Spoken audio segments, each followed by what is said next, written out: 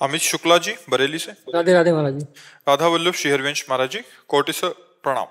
महाराज जी, आजकल लोग शारीरिक रोग से ज्यादा मानसिक रोगों से ग्रस्त हैं। अधिकतर लोग मानसिक तनाव, डिप्रेशन, ईर्ष्या, उसका प्रधान कारण है भ्रष्ट आचरण। खुली बात है, उसका प्रधान कारण है भ्रष्ट आचरण। अंदर ही अंदर जो भोगों का चिंतन करके गलत आचरण है। आप बुरा मत मानिएगा, आज जो समय चल रहा है, हम कई बार इस पर बोले हैं, ये जो गर्लफ्रेंड बॉयफ्रेंड चल रहा है ना, ये महाविष है, महाविष।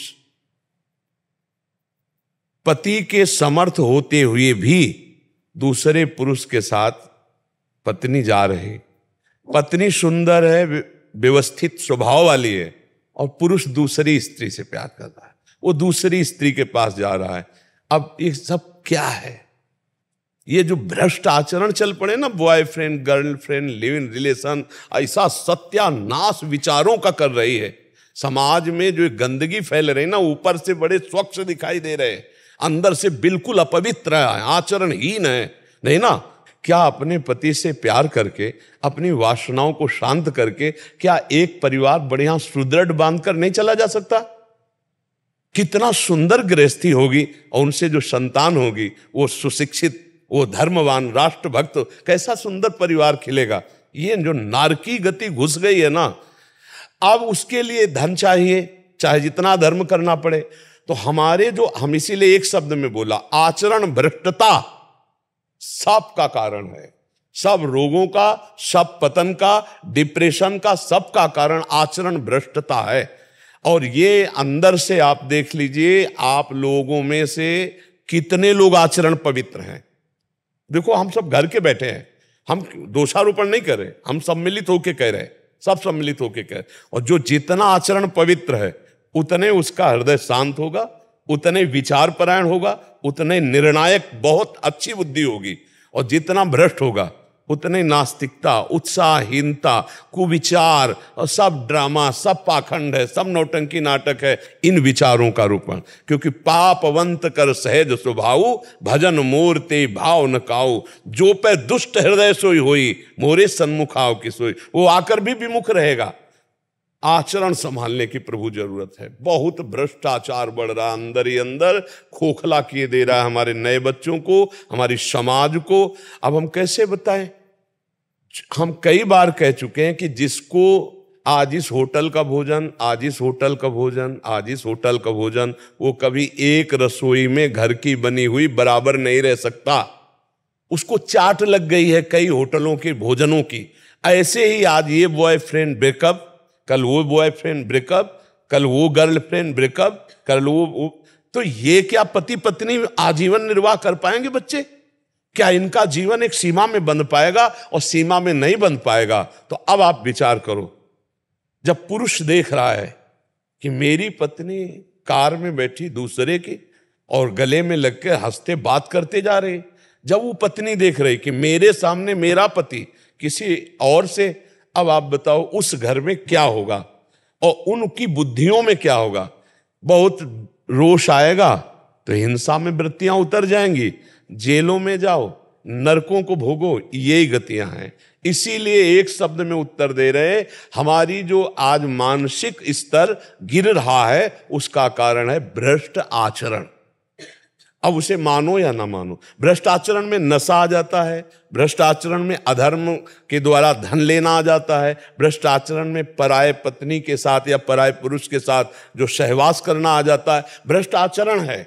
अगर भ्रष्ट आचरण सुधार लिए जाएं तो अभी आनंद आ जाएगा। देखो, जब पाप का हमें दंड भोगना होता है तो हमारी बुद्धि को निगेटिव किया जाता है।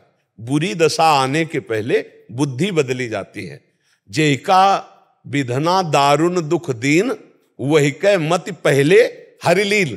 तो बुद्धि का विपरीत होना, निगेटिव हो जाना, नकारात्मक सोचे होना, ओवर थिंकिंग इतनी बढ़ जाना, अब वो उसको डिप्रेशन में पहुंचा देती, क्योंकि पाप है।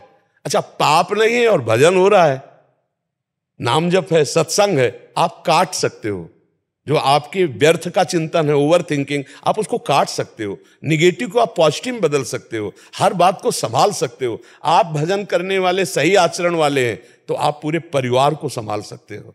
और नहीं तो फिर क्रोध आ जाता है, हिंसा आ जाता है, नाना प्रकार, वो उसको जहर दे दिया, उसको मार दिया, वो उसको ऐसा कर दिया। ये साफ का साफ जितना कुछ हो रहा है, ये भ्रष्ट आचरण। इस शब्द को अगर सुधार लिया जाए, भ्रष्ट आचरण, तो आज हमारे मानसिकता में जो कमियां आ रही, जो शारीरिक कमियां आ रही हैं, जो समाज में कमी आ रही, ये सब दूरी हो जाए। बड़ी ईमानदारी वाली बात है कि हमें अपने आचरण सुधारने की बहुत जरूरत है।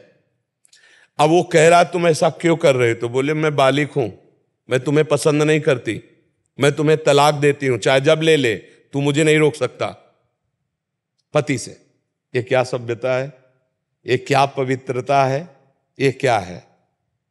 अच्छा, जो आदमी केवल तुम्हारे शरीर पोषण के लिए तुम्हारे पति से तुम्हें बैर करवा रहा है, वो तुम्हें देख रहा है कि तुम्हारी मानसिक स्थिति क्या है, तुम उसकी नहीं हुई, तो केवल प्रयोग करेगा आपका कभी जीवन साथी नहीं बन सकता।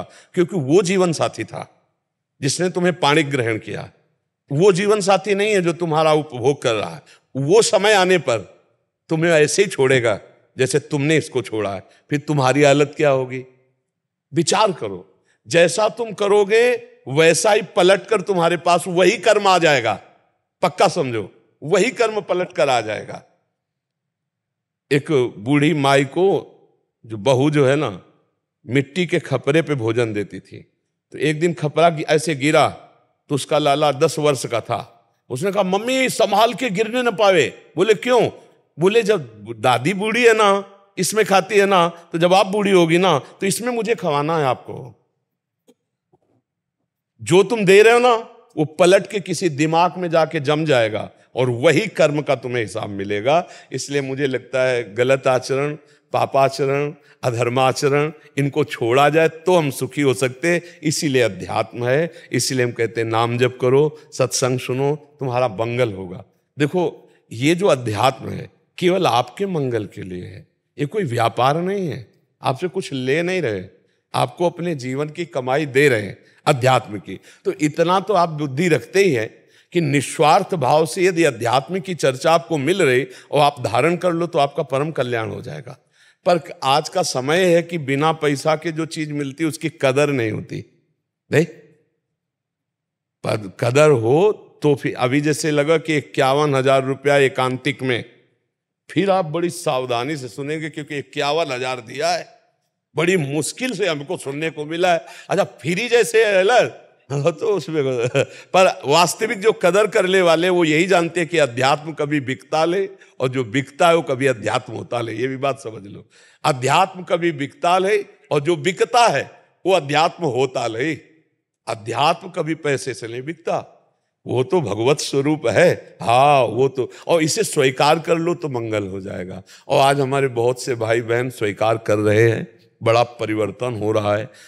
श्री जी ठाकुर जी की बड़ी कृपा है। अब आज जैसे होगा, शनिवार था, 70-80 हजार लोग होंगे और उनमें से मुश्किल से 10-15% होंगे वृद्ध, माताएं, बहनें, बुजुर्ग नहीं, सब जवान जितने थे सब राधा राधा राधा। बड़ा अच्छा लगता है कि जब नौजवान भाई, तब लगता है कि अगर ये पीढ़ी सुधर जाए तो सब सुधर जाए, क्योंकि यही हमारे देश के भविष्य है। जो आज नशा में डूब रहे हैं, बेविचार में डूब रहे हैं, गलत आचरणों में जा रहे हैं। क्या होता है कि जैसे हम अधर्माचरण करते हैं ना तो हमारी क्षमता कम हो जाती है। जैसे नशा करने लगे, ड्रग्स आदि, तो क्षमता कम हो गई। अधिक बेविचार करने लगे तो क्षमता कम हो गई। अधिक पापाचरण करने लगे तो विचार की क्षमता कम हो गई। अब अगर उनको छेड़ दिया आप, तो वो हर कोशिश यही करेंगे कि आपका नाश हो जाए, क्योंकि उनकी बुद्धि सहनशील नहीं है, क्षमता खो चुकी है। अब वो क्षमता जब खो तो बावरे हो जाते हैं। कैसे कर? जहां हमारी गलत आचरण होने लगते तो हमारी बौद्धिक शक्ति कम हो जाती, क्षमता कम हो जाती। तो अपने पूज्य जनों को सोचो, तो ये क्षमता सोचने की सब खत्म हो जाती है। तो अगर हमारी 9 पीढ़ी नौजवान धर्म से तो एक हम भगवान की बड़ी कृपा मानते हैं। जैसे एकांतिक में आप कहते हैं हमने व्यसन छोड़ दिया, हम गंदे आचरण छोड़ दिए, हम आपको धन्यवाद देने आए, तो हम हाथ जोड़ते हैं कि आपको धन्यवाद, क्योंकि आपने हमारी बात मानी, अपना जीवन परिवर्तन करके सतमार्ग में चले। सुखी रहो, आनंदित रहो। हमें धन्यवाद देने की जरूरत नहीं, हम उसी में धन्य हैं कि आप सही चलने लगे। हम खुद धन्य हो जाएंगे, हमारा जीवन धन्य हो जाएगा, हमारा बोलना धन्य हो जाएगा। संतों का जीवन किसमें धन्य है? आपका मंगल हो जाए, आप सुखी हो जाओ, आप अच्छे आचरण वाले बन जाओ।